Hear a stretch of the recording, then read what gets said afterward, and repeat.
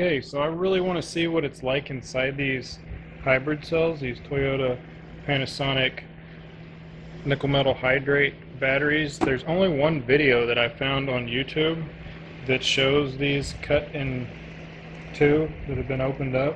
So what I'm going to do is I'm going to cut the top off of this. This cell was just straight up terrible. It was the worst one in the block. I'm going to cut the top of this off just slightly below this seal mold. So with the top of this thing cut off, you can see that sealed port there. You can see down inside each one of these cells within the block. So they do not have a hole that goes all the way through. It's like a pressed rivet looking mark that joins each one of these cells together.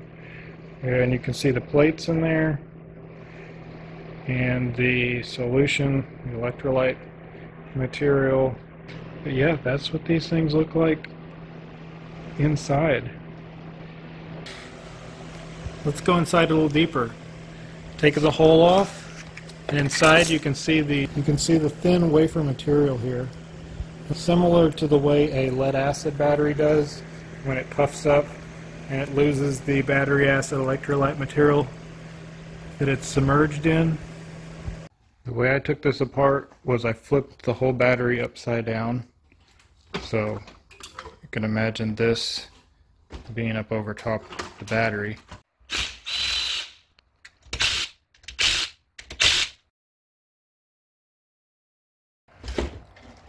Take your cabling off, take your sensors out, and then you can just flip the whole assembly up and then flip your battery back upright.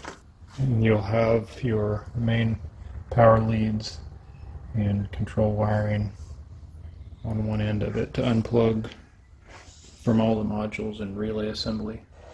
These are the settings I used. You can use whatever settings you want. This is just what I've used. So under the program portion of the chargers, waste time in between cycles 10 minutes, safety timer I turned it off, capacity cutoff at 7,000 milliamp. I turned the beep buzzer off. Program for nickel metal hydrate. This is what I've got, manual charge at 2 amp. The discharge I have at 1 amp, 5.4 volts, and currently I'm running 4 cycles. You can run 3, 4, 5 cycles, whatever you need. And that's current settings as of right now. So this is day 7 of racking my brain, trying to get this thing balanced. It's a bit of a headache. I can see why people will pay to have the process done or just buy a new battery, because it's very, very tedious, very time consuming. These are my numbers so far. It's a bunch of crazy chicken scratch, but long story short, a lot of the cells on the outside end still have good capacity. They're around the 5,000 milliamp capacity. Some that I'm still questionable on, and then some that are definite low capacity. Very low numbers, does not want to discharge or recharge. So out of this unit, this is day 7, I've got 1, 2, 3, 4, 5, 6, 7, 8, 9, 10, 11, 12, 13, 14, 15, 16 known good cells that are around 5,000 milliamp capacity or more.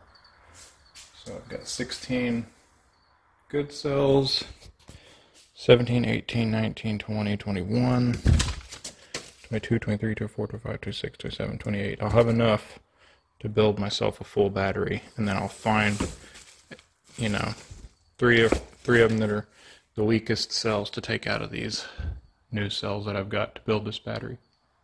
This is 5 a.m. Got all these cells checked off as good cells, putting out at least 5,000 milliamp capacity after 3 cycles. These were questionable ones that I'm running, and I went a little bit deeper. The discharge I have at 1 amp, 5.4 volts. That drops it to about 0.9 volts per module within the cell. We're going to see if that helps them come back to life. And running all those, these were the rejects. The best way I found to do this is setting a couple of bad cells underneath the block so it can set level, and start stacking them in there one by one with the negative side on one end and all the positives on the other end. So all the positives are lined up on one end, all my negatives are lined up on this end. We're going to balance this battery, and the way I'm found to do it, you can do it however you want, I guess. You could put a piece of welding wire across this whole thing, or it doesn't take very long, just take some safety wire and just wrap it around each one like so, and then you can just put your nuts on there.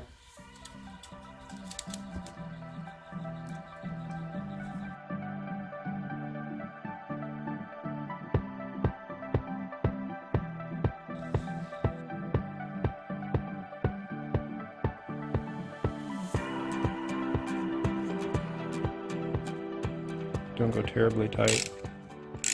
Just tighten it until it's slightly flush there. And I found this is safe to do because you're using safety wire. That will help balance out the cells. And you think, well, that's not enough wire. It needs to be thicker. It needs to be a plate. No, you're only talking, 7 volts. 7 volts per cell. I mean, 7 volts can flow easily through a solid steel wire. I mean, you crank that much through these little stranded wires. Then you'll just spin the battery around and do the same thing on the opposite side. Everything is run in parallel. All my positives are run together. All my negatives are run together. And just a little history lesson in electricity.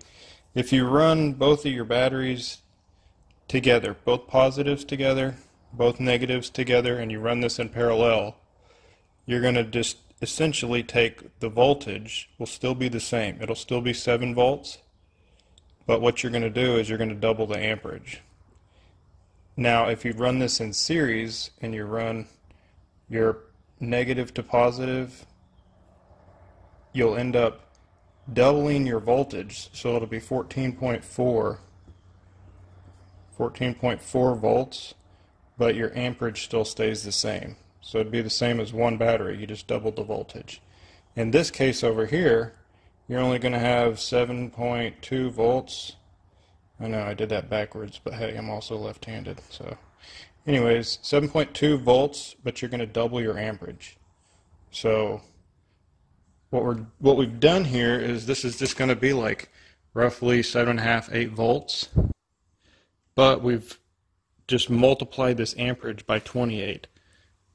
So can you imagine the amount of power coming off this wire and coming off of this wire? I'm going to cut these wires off so that there's no chance they accidentally touch, because if they did, it probably would blow something to Kingdom Come or weld this thing shut. That way the kids don't get over here and accidentally mess around and touch those two together. Always use safety first. Make sure you're wearing your glasses and gloves. Out of curiosity, I've got all the positives wired together on this side of the battery. Got all my negatives wired together on this side. And let's see what the reading is with all of them wired together in parallel. I mean, we've only got, right at like 8 volts. But can you imagine the amount of amperage that would be running through both of these wires? Yeah, it would be tremendous if I were to touch these two together. I've cleaned up these terminal ends. I just used a little bit of vinegar and baking soda and just hit them with a wire brush. I didn't feel like doing a deep cleaning on them. I just wanted to make sure I got some of that oxidation and corrosion out of there. Same thing with these copper plates. Just kind of cleaned them up. And as you can see, just get rid of a bit of the surface corrosion that's going on there so that it can make a good solid connection when you put this back together. going to use some of this anti-seize on here, which is just like an aluminum grease compound. That'll help fight back a whole lot of the corrosion buildup on each one of the nuts. Just take the cap off. And this stuff, a little bit of this goes a long way. The stuff you get on your finger, and next thing you know, you're touching your face. Then you got friends over for dinner, and you got this stuff all over yourself. It's a hideous mess. But I'm just going to put a little bit of this on each thread. So you can imagine just a little bit of this on each one. And then that'll cover the back side. When I put the nuts on the front side, I'll do the same thing.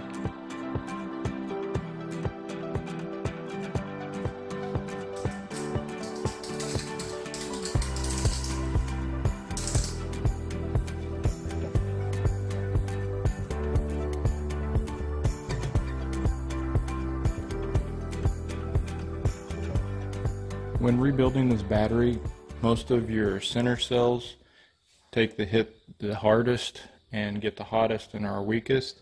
So if you have any of those that are good, I rotate them to the outside ends. And I take the strong cells, like 26, 27, 28, maybe 1, 2, 3, those first few cells, and I'll stack all those right here in the middle. So this is the way the layout is on this version in the Prius V.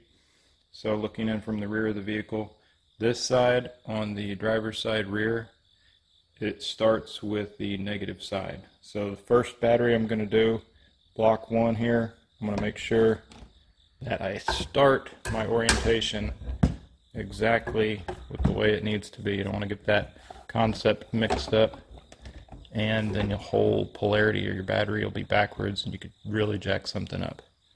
So make sure you just start with that, stack it in, and wire it all up.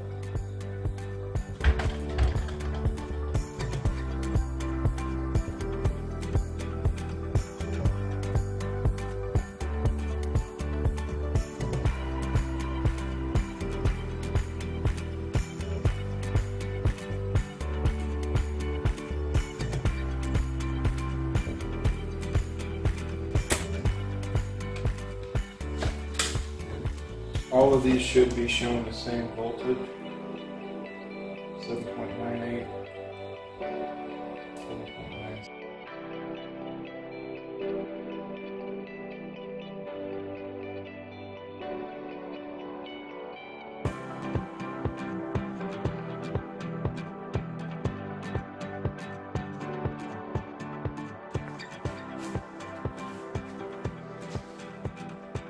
And you can do this however you want, but I found just putting a little bit of this anti-seize on the back side of these will help fight corrosion buildup in the future. Slide it on there and do the same thing on the nut side.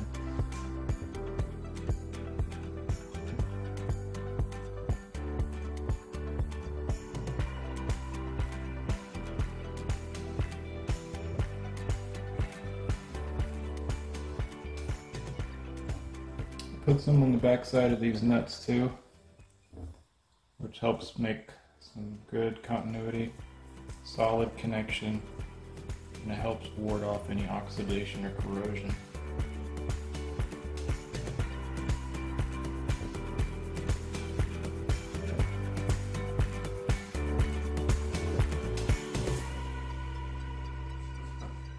Got everything bolted back up.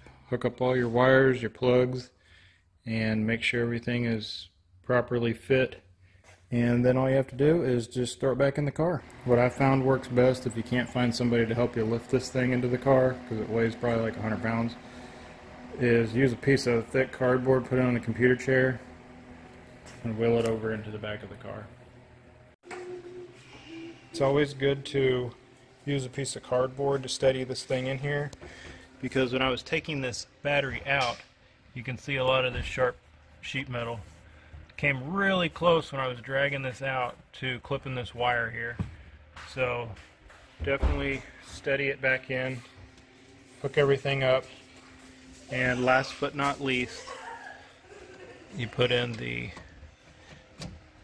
disconnect plug and hook up your battery. My forgetful self forgot to engage this disconnect by pushing it in. So I got consumed with kids and life and other stuff, and I left this out, which gave me a check engine light, which was like a P0A0D code. And that just showed that this was disconnected. Slide it in, good to go. Driven the car around a few hundred miles and runs great. Has a little bit more power. I'm noticing I'm getting about 2 miles per gallon better gas mileage. I'm averaging 47.3 miles per gallon so far on this trip. Look at that flashing, isn't that crazy? What's weird is it doesn't look like that with my own eyes. 420 miles at almost 44 miles of the gallon. Beforehand, I never got that kind of mileage. Hey, Dad. 40, 39 to 40 miles per gallon at best. Now I'm getting about 44.